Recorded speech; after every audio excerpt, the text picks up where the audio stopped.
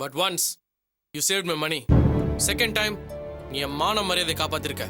அந்த ஒரே காரணத்துக்காகத்தான் உன்னை நான் எதிரில் நிக்க வச்சு பேசிட்டு இருக்கேன். இல்ல இந்நேரம் உன் கதையை முடிஞ்சிருக்கும். This is the first and last warning for you. இனிமேலும் நான் உன்னை மன்னிச்சு விடுறதா இல்ல. இந்த செகண்ட் வந்து நீ என் கண்ணிலே படக்கூடாது. You get out and get lost. ஒரு நிமிஷம்.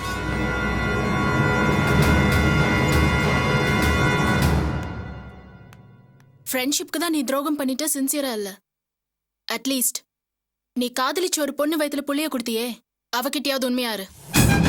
என்ன மேடம் சொல்றீங்க? நான் காதலிச்சனா? அந்த பொண்ணு வயித்துல நான் புள்ளைய கொடுத்தனா? நீங்க சொல்றது ஒண்ணுமே புரியல. Stop it Ram.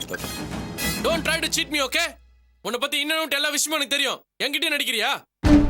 Sir sir என்ன நம்புங்க சார். எனக்கு எனக்கு எந்த பொண்ணையும் தெரியாது. நான் யாரையும் காதலிக்கவும் இல்ல. நான் சொல்றது உண்மை sir. God promise. Shut up. உன்ன மாதிரி ஆளுங்களுக்குலாம் ப்ராமிஸ்ன்றது பல் தேய்க்கிற மாதிரி. உனக்கு ராணி யாருன்னு தெரியாது, செல்வம் யாருன்னு தெரியாது. சார் எந்த ராணி, யாரு செல்வம்? அர்ச்சனாவோட புருஷன் செல்வம், அவரோட தங்கச்சி ராணி. அவங்கள உனக்கு தெரியாது? ராணி ஓன் லவர் தானே? அவ இப்போ கர்ப்பமா இருக்கிறது உன்னாலன்றது உண்மைதானே? சாரி மேடம், சத்தியமா அது உண்மை இல்ல. ஆமா மேடம், உங்ககிட்ட யாரோ தப்பான தகவல் சொல்லியிருக்காங்க. நான் அந்த பொண்ணை காதலிக்கவும் இல்ல, கர்ப்பமாக்கவும் இல்ல.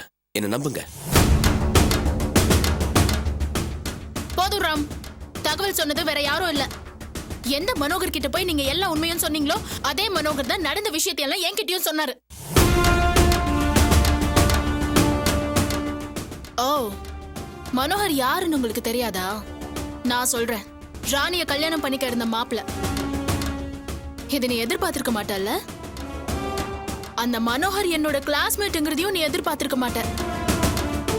அவர் என்கிட்ட அடிக்கடி போன்ல பேசுவாருங்கிறதையும் நீ எதிர்பார்த்திருக்க மாட்ட. நான் ஆஸ்திரேலியால இருந்தப்போதான் மனோகர் எனக்கு போன் பண்ணாரு. அப்போ அவர் கல்யாண விஷயத்துல நடந்த குழப்பம் எல்லாத்தையும் என்கிட்ட சொன்னாரு. அப்பதான் உன் அயோக்கியத்தனம் எனக்கு தெரிய வந்துச்சு.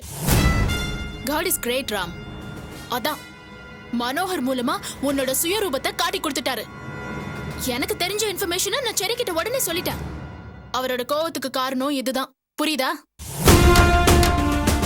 அந்த செல்வம் யாரு? என் எதிரி, எனக்கு பிடிக்காதவன்.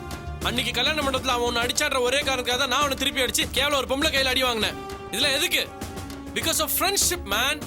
ஆனா நீ இது எதுவுமே மதிக்காம எனக்கு பிடிக்காத செல்வத்தோட ரிலேஷன்ஷிப் வச்சுக்கணுன்றதுக்காக அவன் தங்கச்சியை காதலிச்சு கர்ப்பமாக்கியிருக்க. You god damn it. எனக்கு தெரியாம அந்த மெக்கானிக் பொண்டாட்டியை பார்க்க போன ஒரே காரணத்துக்காக தான் காவியோட குடும்பத்தை வேண்டான்னு தூக்கி போட்டவனா?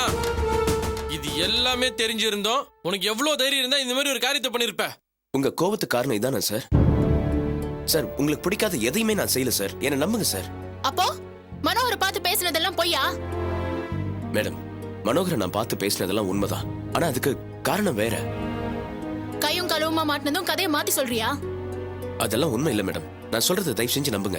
செல்வத்தோட தங்கச்சி தான் ராணிங்கிறது எனக்கு ஆரம்பத்துல தெரியவே தெரியாது. என் ஃப்ரெண்டோட கேர்ள் ஃப்ரெண்டு தான் ராணியை ஒரு தடவை என்னோட ரூம்க்கு கூட்டிட்டு வந்தாங்க.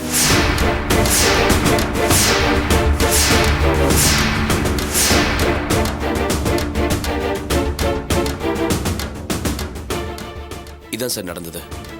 செல்வம் வந்து அடிக்கிற வரைக்கும் அந்த ராணி செல்வத்தோட தங்கச்சி தான் எனக்கு தெரியவே தெரியாது. தெரிஞ்சதுக்கு அப்புறம் உங்களோட எதிரி செல்வத்தோட தங்கச்சிக்கு போய் உதவி பண்ணிட்டோமேன்னு அது உங்களுக்கு தெரிஞ்சா உங்க மனசு என்ன பாடுபடும்னு தினமும் நான் அந்த கில்ட்டில துடிச்சிட்டு இருந்தேன் சார். என்ன நம்புங்க சார் ப்ளீஸ். போதும் ராம், ரொம்ப நல்லாவே நடிக்கிற. நீ சொல்றதுக்கெல்லாம் என்ன ஆதாரம் இருக்கு?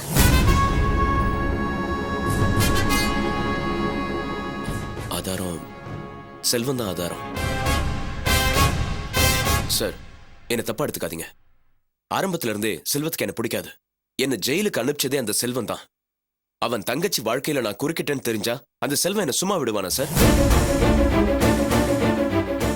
சார் நான் வேணா செல்வத்துக்கு போன் போட்டு தரேன். நடந்ததெல்லாம் உண்மையா இல்லையா நீங்களே அவங்ககிட்ட கேளுங்க சார்.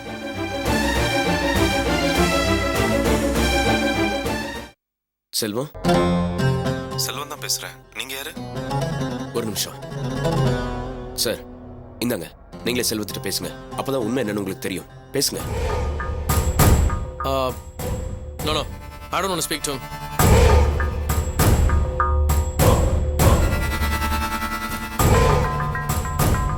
சார் நான் உங்களுக்கு துரோகம் பண்ணல.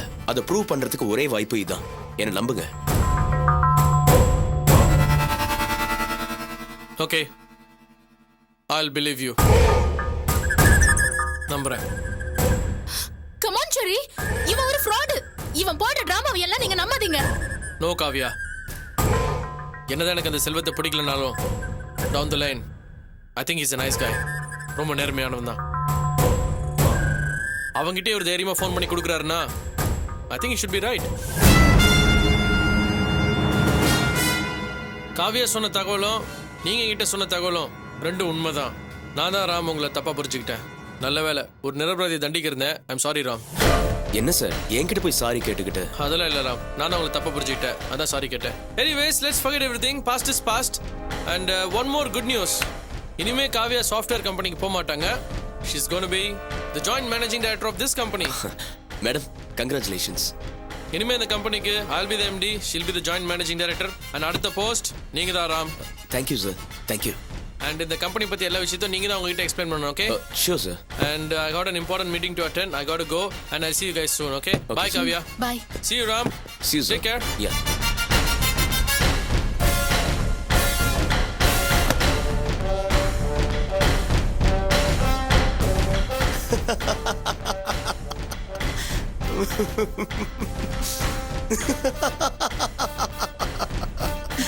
Stop it.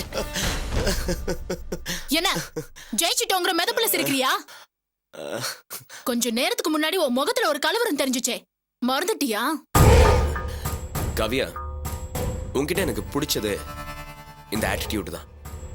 தோத்து போனதுக்கு அப்புறமும் கூட ஜெயிச்ச மாதிரியே கம்பீரமா இருக்க பாரு.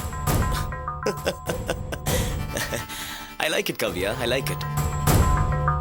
ஏதாவது ஒண்ணு பண்ணி எப்படியாவது செரிக்கிட்ட இருந்து என்ன பிரிச்சு இங்க இருந்து என்ன அப்புறப்படுத்தணும்னு நீ போட்ட திட்டத்துல கடைசி வரைக்கும் நான் கொஞ்சம் ஆடிதான் போயிட்டேன்.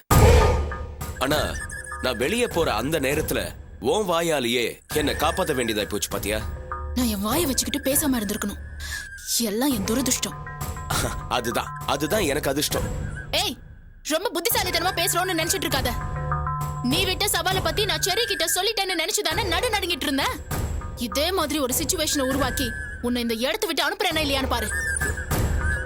நான் கூட ஆரம்பத்துல நீ நம்ம சவாலை பத்தி செரி கிட்ட சொல்லி திலீபனை பத்தின உண்மையையும் சொல்லி மன்னிப்பு கேட்டிருப்பியோ தான் நினைச்சேன். ஆனா அது எதுவுமே நடக்கலன்னு அதுக்கப்புறம் தான் எனக்கு தெரிஞ்சது. நீ செரிக்கு பொண்டாட்டியா இருக்கலாம், ஆனா அவன் நீ சொல்ற உண்மையை விட நான் சொல்ற பொய்ய தான் நம்புவான். நீ திலீபனை காதலிச்சேன்னு மட்டும் இல்ல, அவனோட குழந்தைய வயித்துல சுமந்து அந்த கருவை கலைச்சேன்னு சொல்லி கூட என்னால செரிய நம்ப வைக்க முடியும். ஒண்ணு மட்டும் நல்லா தெரிஞ்சுக்கோ காவியா, இந்த ராம தோக்கடிக்கிறதுக்கு இந்த மாதிரி டெக்னிக் எல்லாம் பத்தாது. இன்னும் புதுசா புத்திசாலித்தனமா வேற ஏதாவது ட்ரை பண்ண. அந்த மாதிரி விளையாடுறதுதான் இந்த ராம்க்கு பிடிக்கும். சரி, தான் பொண்டாட்டிக்கு எல்லா விஷயத்தையும் கத்துக் கொடுக்க சொன்னானே, கத்துக் கொடுக்கட்டுமா? இது ஆபீஸ் ஒர்க்குமா? உனக்கு கத்துக்கணும்னு ஆசை இருந்தா என்னோட கேபினுக்கு வா.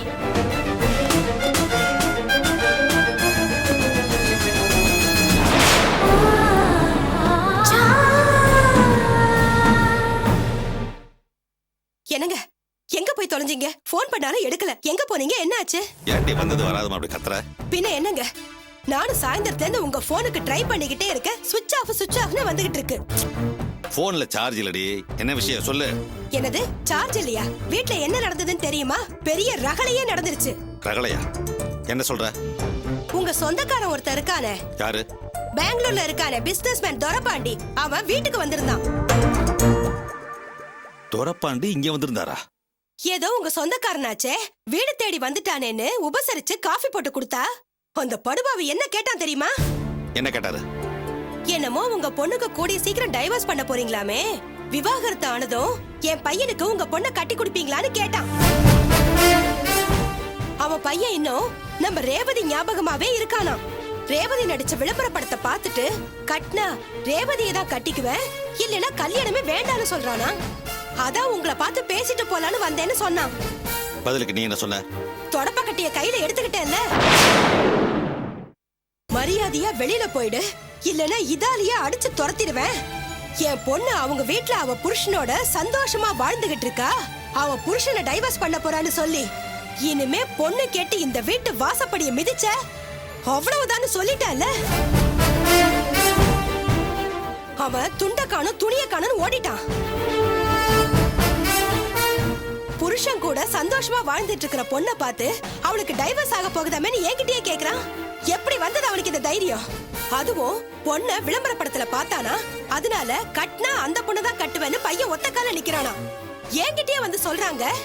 நல்ல வேளை நீங்க இல்ல, அதனாலதான் அவன் தப்பிச்சான். ஏங்க, எவ்வளவு பெரிய விஷயத்த ஆத்திரம் தாங்காம சொல்லிக்கிட்டு இருக்க, நீங்க எதுவுமே பேசாம அமைதியா இருந்தா என்னங்க அர்த்தம்? நீ சொன்னதை கேட்டு நான் அதிர்ச்சியில தான் இருக்கேன். அது வேற ஒண்ணும் இல்லடி. ஆரம்பத்துல பொண்ணு செத்துட்டான்னு சொல்லி நான் தள்ள முழுகினால, அதுக்கப்புறமா உனக்கு உடம்பு சரியில்லாம போச்சு. உன்னை பாத்துக்கிறதுக்காக ரேவதியை கூட்டிட்டு வந்து வச்சிருந்தோம்.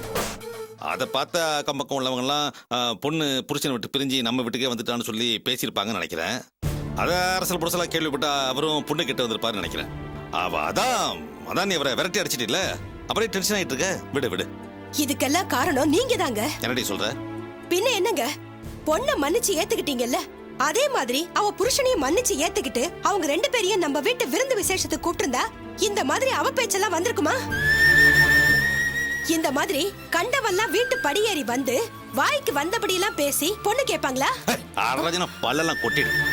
ஏடி தண்ணி சாக்கல ஒரு மனுஷன் சேர்த்து சொல்றேன் என்கிட்ட கை கட்டி வேலை பார்த்தவனே, வாங்க மாப்பிள சாப்பிடுங்க மாப்பிளன்னு சரி சமமா உட்கார வச்சு வாயில ஊட்டி வேணுங்கிறியா?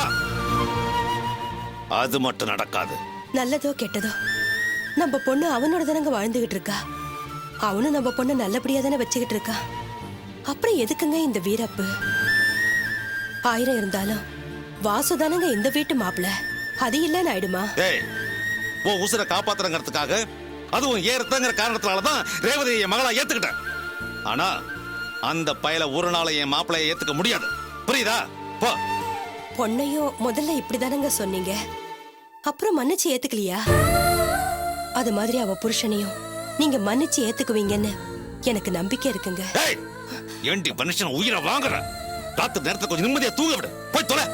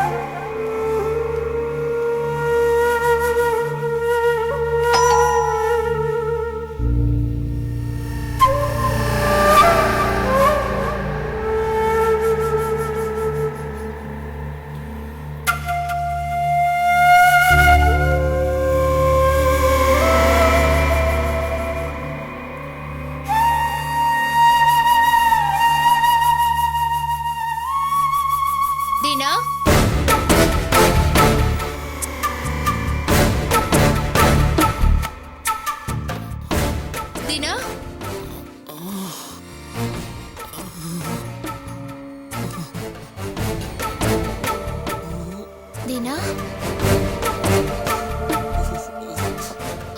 தீனா,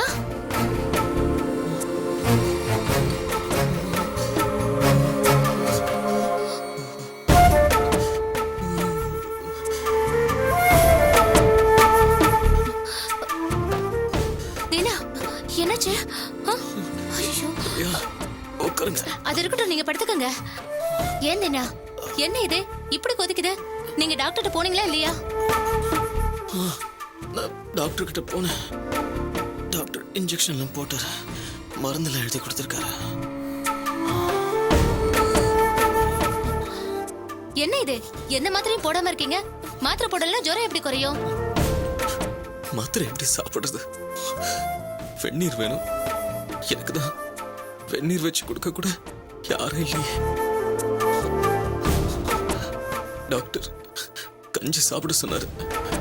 எனக்கு சுடுதண்ணி வச்சு கொடுக்கவே யாரும் இல்லை. அப்படி இருக்கும்போது கஞ்சிக்கு நான் எங்க போவேன்? எனக்கு யாரு வச்சு கொடுப்பா? நான் பண்ண பாவத்துக்கு ஆண்டவன் சரியான தண்டனையை கொடுத்துட்டான்.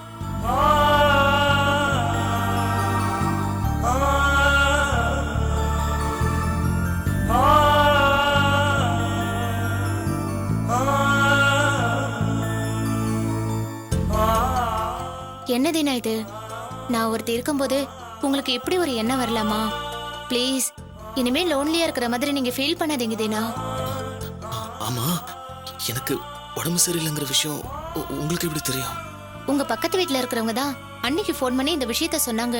விஷயத்த கேள்விப்பட்டதும் அண்ணி எவ்வளவு துடிச்சு போயிட்டாங்க தெரியுமா? உங்களை வந்து பார்க்க முடியலன்னு எவ்வளவு வருத்தப்பட்டாங்க. என்னாலதான் போய் பார்க்க முடியாது, நீயாவது போய் பார்த்துட்டு வா பிரியான்னு என்கிட்ட சொன்னாங்க. அதனாலதான் உங்களை பார்க்க வந்தேன். ஏன் தினா, உங்களுக்கு தான் இவ்வளவு முடியலையே, ஏன் எனக்கு ஒரு ஃபோன் பண்ணல? அனாவசியமா உங்களுக்கு தொந்தரவு கொடுக்க கூடாதுன்னு தான் நான் உங்களுக்கு ஃபோன் பண்ணல. இதுல என்னங்க தொந்தரவு இருக்கு? இனிமே நீங்க அந்த மாதிரி ஃபீல் பண்ணவே கூடாது, ஓகேவா? சரி, வீடு வீடாவே இல்ல, ரொம்ப குப்பையா இருக்கு. நான் இந்த வீட்டை கிளீன் பண்ணிடுறேன். முதல்ல உங்களுக்கு சுடுதண்ணி வச்சு கொடுத்துறேன், நீங்க இந்த மாத்திரையை போடுங்க. டாக்டர் வெறும் வயிற்றுல மாத்திரை சாப்பிடக்கூடாதுன்னு சொல்லியிருக்காரு. ஓஹோ, சரி, நான் கஞ்சி வச்சு கொடுக்குறேன். கஞ்சி குடிச்சிட்டு அப்புறம் இந்த மாத்திரை போடுங்க, ஓகேவா? உங்களுக்கு எதுக்குங்க வீண் சிரமம்? இதுல என்னங்க சிரமம் இருக்கு? நீங்க ரெஸ்ட் எடுங்க. முதல்ல இந்த ரூமை கிளீன் பண்ணிட்டு உங்களுக்கு கஞ்சி வச்சு தரேன்.